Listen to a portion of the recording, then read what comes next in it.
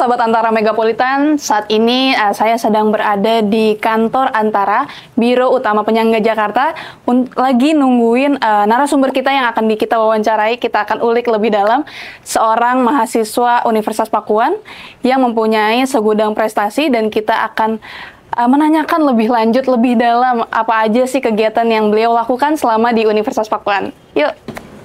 Halo Mbak Esa, halo, gimana kabarnya hari ini? Alhamdulillah baik, Mbak Nin sendiri gimana? Alhamdulillah baik. Gimana perjalanannya ke sini, lancar? Lancar ya, alhamdulillah. Alhamdulillah. Ayo kita langsung aja ngobrol-ngobrol ke dalam. Boleh. Halo sahabat Antara Megapolitan, selamat siang dan salam sehat. Kembali lagi pada program Bicara di Antara Megapolitan bersama saya Dwi Ayu Suryandini. Dan pada hari ini senang sekali nih rasanya saya ditemani oleh narasumber yang inspiratif dan keren banget tentunya. Beliau merupakan salah satu mahasiswa yang berprestasi di Universitas Pakuan dan juga pernah lolos dalam program Indonesian International Student Mobility Awards atau IISMA. Dan beliau juga sangat aktif dalam berbagai kegiatan kampus nih. Ini dia Aesa Yusi Mahameru. Halo Aesa, gimana kabarnya hari ini? Alhamdulillah hari ini baik. Mbak Nin gimana hari ini? Alhamdulillah. Gimana nih untuk mencapai mahasiswa yang berprestasi? Sebenarnya boleh diceritain nggak sih apa prosesnya itu bagaimana? Kalau untuk bisa mencapai ya mendapatkan penghargaan sebagai mahasiswa berprestasi sendiri di Universitas Pakuan, proses awalnya ya pasti saya sebenarnya sama aja ya Mbak, awalnya seperti mahasiswa biasa. Cuman memang kalau untuk ke tahap mahasiswa berprestasi ini, karena itu merupakan suatu kompetisi ya memang yang diadakan. Jadi ada tahapan-tahapan seleksinya dulu. Jadi pada awalnya itu pasti mahasiswa harus memenuhi kualifikasi administrasinya dulu, lalu capaian-capaian unggulan, dan kemudian kita mengikuti seleksi di fakultas dulu, tingkat fakultas terlebih dahulu. Di situ tadi capaian unggulannya dikumpulkan, dinilai oleh dewan juri, kemudian memaparkan gagasan inovatif gitu. Setelah itu baru kita masuk ke seleksi tingkat universitas. Apa waktu itu gagasan inovatifnya yang bisa membuat sampai juara di Universitas Pakuan ini?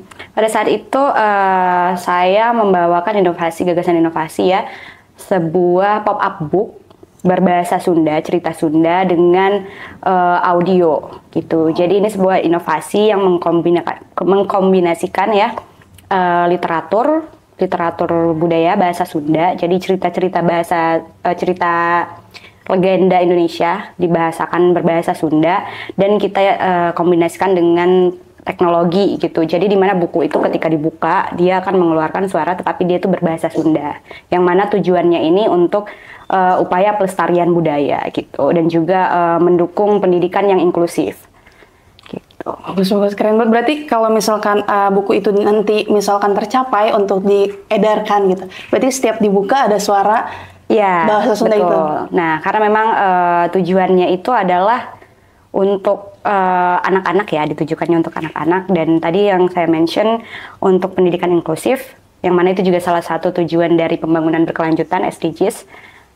Di mana kita mengupayakan pendidikan itu nggak hanya untuk anak-anak biasa, tetapi juga teman-teman yang mungkin difabel, netra gitu, yang mereka kan kalau untuk belajar tidak bisa, kalau memang ada buku yang memang khusus buat teman-teman difabel netra, tetapi kita mengupayakan gimana sih ini supaya bisa lebih menarik lagi gitu. Melalui suara. Betul. Keren banget sih. Tapi sebelumnya selamat ya udah terpilih menjadi juara di Universitas Pakuan. Prestasi ini kan luar biasa ya Mbak Esa ya. Jadi mahasiswa berprestasi khususnya di Universitas Pakuan itu nggak mudah, sulit sekali.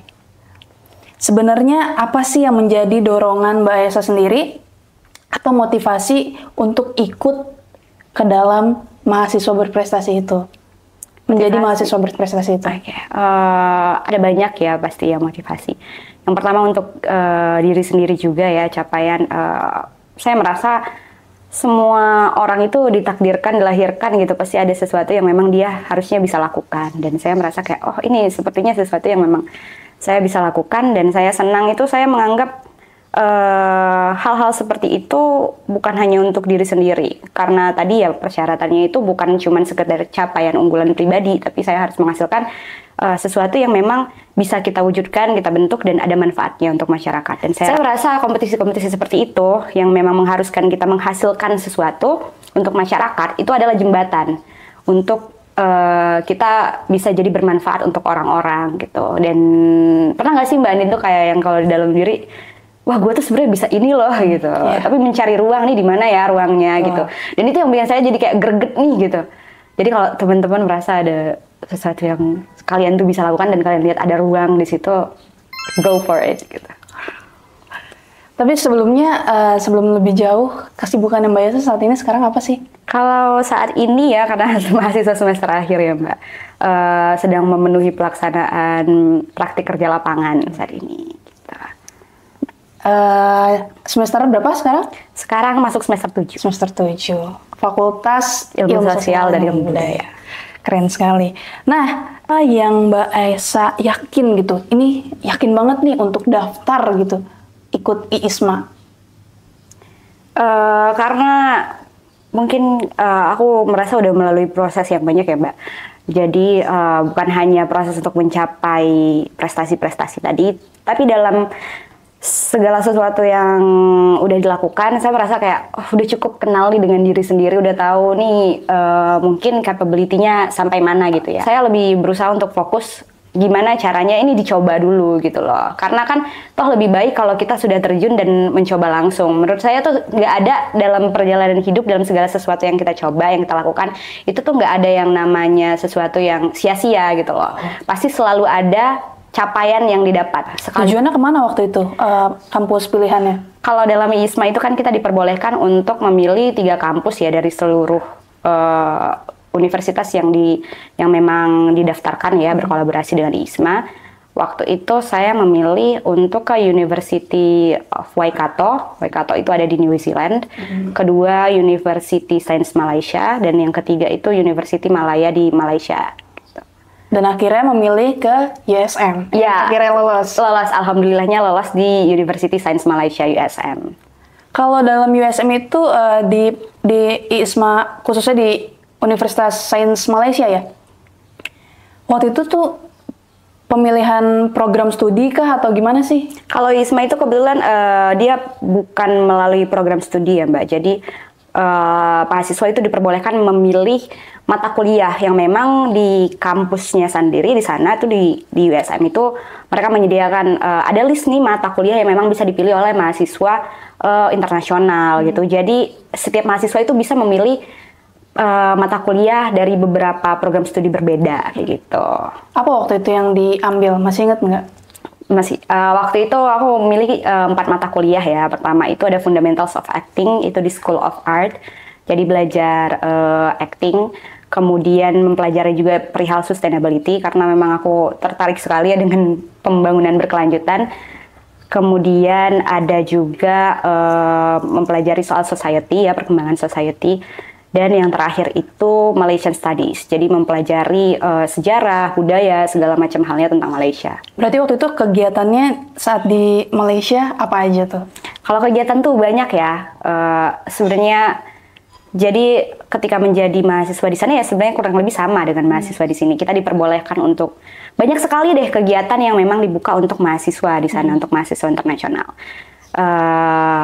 Tapi memang selama menjadi award di IISMA sendiri itu ada kegiatan khusus yang wajib kita lakukan gitu. Jadi wajib membentuk juga struktur organisasinya dan alhamdulillah kemarin aku berkesempatan untuk menjadi student representatif gitu. Dan kemudian kita berkegiatan membuat pameran budaya namanya Culturize. Jadi itu memang sesuatu yang dilaksanakan seluruh peserta IISMA di seluruh universitas. Dan pada saat itu kita bertepatan dengan momentumnya tuh perayaan Hari Pahlawan. Jadi membuat pameran budaya dengan tema Hari Pahlawan. Terus kita berkolaborasi juga waktu itu volunteer ya relawan dengan yang namanya Permai. Jadi Permai itu persetubuhan masyarakat Indonesia gitu di sana. dan itu sekolah, semacam sekolah sanggar belajar ya buat anak-anak Indonesia yang memang mereka tuh undocumented. Oh, Jadi mereka tidak bisa ke sekolah formal, jadi dibuatkanlah sanggar, dan waktu itu aku berkesempatan juga buat berkolaborasi dengan mereka, buat menjadi relawan selama aku stay di sana di Malaysia. Mbak Esa ini sudah mengikuti ISMA itu kurang lebih 1 semester ya? Iya, 1 semester. 1 semester. Dan banyak mungkin pengalaman-pengalaman yang Mbak Esa lakuin di sana, mungkin ada yang nggak terlupakan gitu kan. Kalau nggak salah waktu itu juga sempat tampil teater di sana. Boleh diceritain lebih lanjut nggak sih? Tampil teater itu tuh memang bentuk tugas akhir ya dari tadi mata kuliah yang aku ambil, Fundamentals of Acting. Jadi tugas akhirnya itu mahasiswa menampilkan perform actingnya, teaternya kayak gitu. Dan itu sesuatu yang memang nggak bisa dilupain banget. Kita latihan benar-benar full 2 bulan. Dan karena aku mahasiswa internasional ya, dan kita waktu itu membawakan temanya itu adalah sejarah, salah satu sejarah kelamnya Malaysia gitu. Jadi harus belajar dulu tuh dari sejarahnya nih, apa sih cerita yang akan diangkat gitu. Terus there was only this beating of her heart, and she squeezed and pushed and breathed in the fire smells like a charm.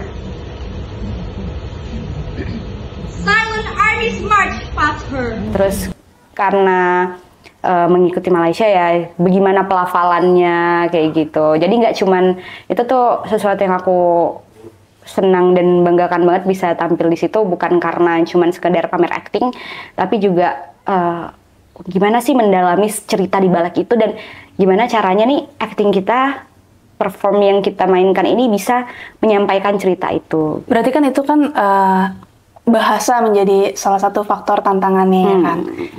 Gimana tantangan-tantangan yang lain secara keseluruhan untuk menggambarkan kalau misalkan ISMA ini memang banyak tantangannya, apa sih menurut Mbak Esa itu? Di Universitas Pakuan belum pernah ada yang lolos ISMA, jadi nggak tahu nih mau nanyanya ke siapa, harus berkoneksi dengan siapa gitu.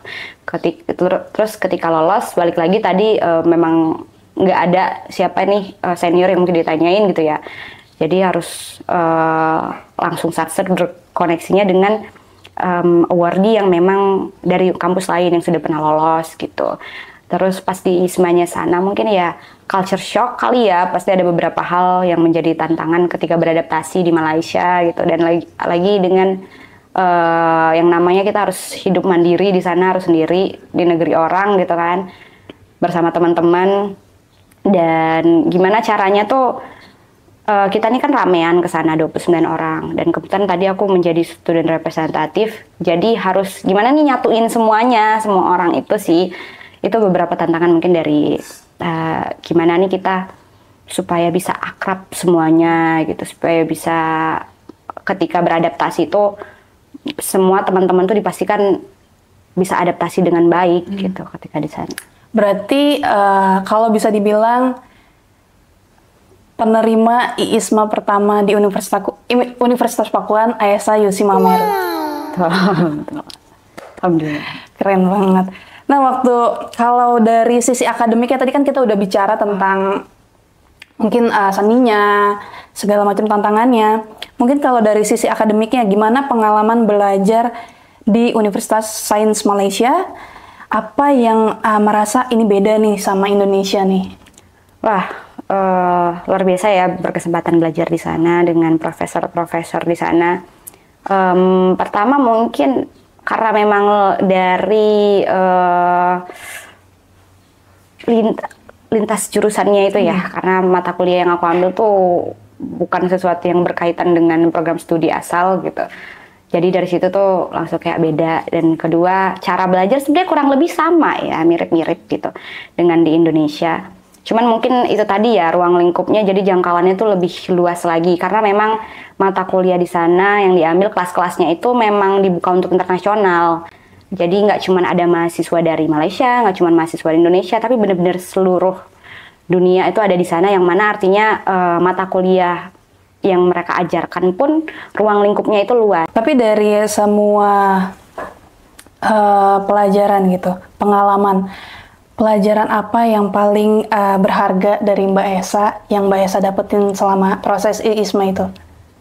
Pelajaran paling berharga selama IISMA, bahwasanya tetaplah jadi gelas kosong ya. Ketika kamu jadi gelas kosong tuh kamu nggak akan pernah benar-benar kosong. Kamu akan terus menerima lebih lagi dari orang di sekitar, menerima lebih lagi. Jadi yang tadinya aku tujuannya ke sana untuk belajar gitu kan, untuk belajar, sebenarnya ini sebuah pesan dari salah satu dosen di kampusku yang memang mengajarkan kamu harus tetap jadi gelas kosong. Mau kamu udah kemana-mana, mau kamu udah dapet apapun itu, tetaplah jadi gelas kosong ketika kamu datang ke ruang baru gitu. Istilahnya walaupun kamu tuh di kampus, oh AESA itu brandingnya udah seperti ini, AESA itu salah satu mahasiswa berprestasi, AESA itu udah bisa lah gampang belajar ini itu. Tapi ketika di kelas, masuk di kelas baru, di universitas baru, jadi gelas kosong lagi gitu. Terima apapun yang diajarkan, dan ketika berinteraksi dengan teman-teman jadi gelas kosong lagi gitu. Dan aku itu sebuah hal yang berharga banget ketika aku tuh bisa menerima benar-benar orang-orang itu mau berbagi dengan aku ya, berbagi ilmu, berbagi cerita, berteman gitu.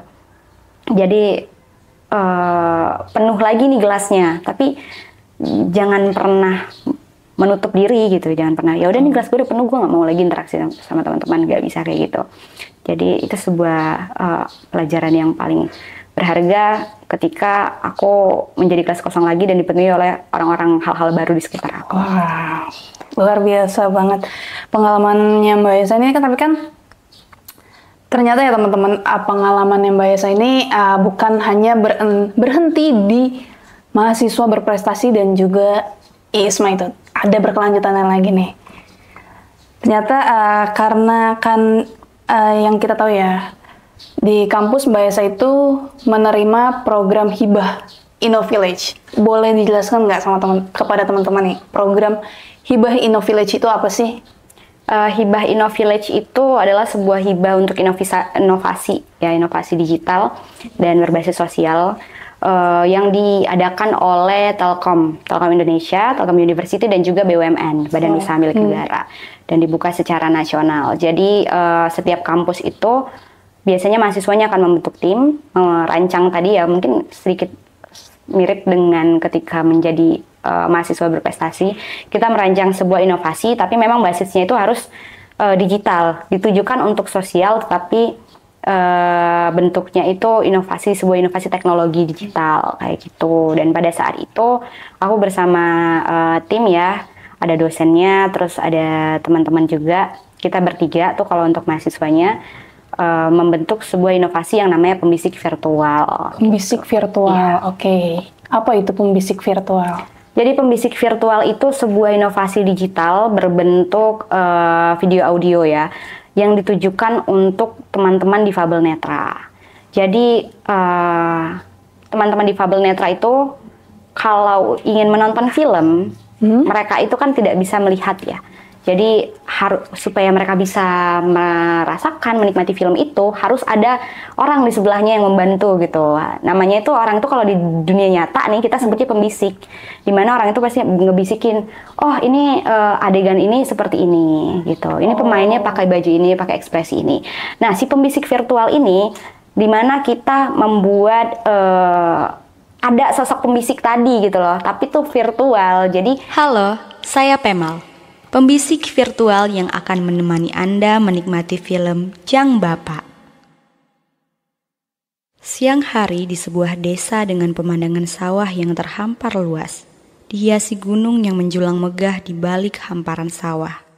Perlahan, berarti setiap kita buka website pembisik virtual, nanti buat teman-teman yang tunanetra ini bisa istilahnya memahami film yang dimaksud gitu? Iya, jadi ada filmnya yang memang sudah dilengkapi dengan audio narasi dari sosok pembisik virtual itu gitu. Untuk membuat si sosok pembisiknya itu bagaimana nih Mbak Esa nih? Nah, jadi kita tambahkan voice over ya, narasi. Jadi ada voice over aktornya. Tapi kan untuk membuat semua itu pasti ada proses dan tantangan kan. Nah, Mbak Esa serta tim itu pada saat itu tantangannya apa gitu kan?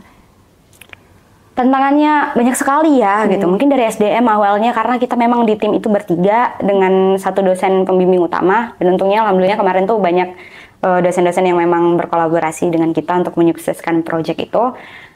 Tapi tadi balik lagi SDM-nya cuma bertiga. Jadi yang jadi voice actor tuh jadi dari tim, yang menulis narasinya juga dari tim gitu. Terus membuat websitenya sendiri pun dari tim kita gitu. Jadi itu memang membutuhkan lintas kolaborasi ya. Waktu itu teman-teman tuh kita dari 3 prodi yang berbeda. Jadi ada dari sastra Indonesia dan ilmu komunikasi. Kemudian ada ilmu komputer. Ilmu komunikasi Mbak Esa? Iya, Mbak Esa, saya ya. Kemudian ada Widya Afrida, itu dari sastra Indonesia. Jadi dia untuk, dia bersama saya menyusun narasi ini gimana ya gitu. Kemudian ada Andre dari ilmu komputer, dia yang menyusun websitenya gitu. Kemudian tantangan lainnya itu tadi karena ini kan sebuah kompetisi ya, jadi ada durasi waktunya. Kita gimana nih mencapai target dalam durasi 1 bulan, 2 bulan gitu. Kemudian untuk pengembangannya juga ya, mencari film itu susah banget Mbak. Karena kan film itu kan sesuatu yang memang komersil ya sebenarnya, hiburan yang komersil. Dan sampai sekarang kita masih kesulitan banget untuk berkolaborasi dengan production house. Karena itu sesuatu yang memang komersil, sedangkan kita ini kan non-profit ya. Jadi belum ada nih film-film besar yang PH-nya tuh mau berkolaborasi dengan kita untuk menyumbangkan filmnya untuk diolah nih menjadi film khusus teman-teman difabel netra. Kemudian kesulitan lainnya tadi untuk mengenalkan pembisik virtual ini sendiri gitu kan. Tapi apakah pemerintah bisa melihat ini? Udah melihat ini atau belum nih? Saya pernah juga waktu itu ada di ruang diskusi yang sama bersama Bapak Wakil Wali Kota. Pernah juga di-mention soal, Bapak kita punya loh inovasi ini gitu. Cuman secara resmi bertemu langsung yang memang untuk khusus nih membahas pembisik virtual dan mengenalkan pembisik virtual itu belum. Mungkin segera bisa kali ya ada kesempatan teman-teman tim pasukan pembisik virtual untuk mengenalkan ini ke pemerintah gitu. Pemerintah kota nih, tolong dong di highlight lagi. Lumayan, ini sangat bagus sebenarnya, program ini tuh bagus banget loh. Nah, selain terpilih menjadi mahasiswa berprestasi, terus pernah terpilih jadi program IISMA ini, terus ada InnoVillage ini. Teman-teman pasti pengen tahu apa sih selain itu kegiatan yang Mbak Esa lakukan di kampus. Apakah mengikuti kepanitiaan atau gimana nih? Alhamdulillah ya di kampus itu, menurut aku kampus tuh ruang yang memang menghadirkan banyak sekali kesempatan untuk mahasiswa. Jadi aku juga berusaha gimana caranya nih bisa memanfaatkan dengan sebaik mungkin ya. Kalau di kampus itu aku pas di tahun 2022 masih jadi mahasiswa baru nih ya. Waktu itu berkesempatan untuk menjadi Putri Visip Indonesia, Putri Visip tahun 2022 gitu. Kemudian mengikuti juga unit kegiatan mahasiswa seni dan budaya, karena tadi memang aku tertarik banget ya Mbak sama kebudayaan, khususnya acting. Jadi aku ada di seni teater. Kemudian mengikuti juga kegiatan dari bersama teman-teman di Badan Eksekutif Mahasiswa Fakultas Ilmu Sosial dan Ilmu Budaya. Oh, kalau dilihat dari aktivitas yang diikutin ya, ini banyak banget loh teman-teman. Pernah jadi Putri Visip, sekarang lagi aktif ya kegiatan UKM mahasiswa. Iya, masih aktif. UKM seni dan budaya mahasiswa. Seni teater. Iya. Ikut juga di Badan Eksekutif Mahasiswa BEM. Iya, BEM. Kalau dilihat aktivitas Mbak Esa yang super padat ini, maupun di kampus maupun di luar, gimana sih cara Mbak Esa ini ngebagi waktu antara kuliah, organisasi, dan program-program yang sebelumnya Mbak Esa lakuin itu? Yang pertama paling penting itu tadi ya, kita harus mengenali diri dulu Mbak. Aku tuh sebenarnya capability-nya udah sampai mana sih, terus cara kerjanya itu seperti apa sih yang paling nyaman di diri ini. Kedua, paling penting banget adalah berkomunikasi ya. Jadi komunikasi dengan teman-teman yang memang di ruang yang sama gitu. supaya sama-sama tahu dan sama-sama menghargai. Aku percaya di setiap ruang itu tujuannya pasti sama, adalah untuk mengembangkan potensi yang ada di dalam diri kita. Jadi kalau kita udah komunikasi, mereka juga akan tahu dan mereka pasti mendukung juga nih. Banyak kok aku rasa ya mahasiswa di sana yang juga aktivitasnya padat gitu. Dan kalau untuk dari diri sendiri juga manajemen waktu ya, belajar manajemen waktu itu penting supaya tahu gitu. Di minggu ini aku kegiatannya sama siapa, buat apa, dan dengan manajemen waktu juga membagi nggak cuma kegiatan untuk ke ruang-ruang tadi, ke organisasi tadi, tapi juga ke diri sendiri gitu. Oh, aku mau istirahatnya di hari ini gitu, pada saat ini. Jadi semuanya tetap balance gitu loh. Tapi menurut Mbak Esa sendiri nih, sejauh ini gimana sih pandangan Mbak Esa peran kampus gitu dalam membentuk pribadi Mbak Esa yang sekarang? Luar biasa ya, peran kampus, khususnya SDM di dalam kampus, banyak sekali memang kolaborasi dan bantuan yang diberikan untuk membantu menyokong Aisyah yang kalian lihat tuh bisa jadi Aisyah yang seperti ini gitu ya. Kalau dari sisi personal, apa dorongan terbesar yang bikin Mbak Esa konsisten untuk melakukan prestasi yang lebih banyak sejauh ini? Kalau dari personal ya, yang pertama dari diri sendiri juga gitu. Karena aku melihat ya, belajar dari keadaan, dari aku tumbuh dari kecil gitu, kelilingku seperti apa sih gitu ya. Cita-cita yang aku mau capai itu sampai mana sih gitu. Itu motivasi yang pertama. Ada hal yang aku sadari kayak untuk aku bisa mencapai apa yang aku tuju, dengan keadaan di sekitarku yang seperti ini, wah aku tuh memang harus kerja keras gitu. Mbak Esa sendiri siapa role model sebenarnya? Apa Mbak Esa tuh pengen nunjukin ini ke siapa gitu sebenarnya?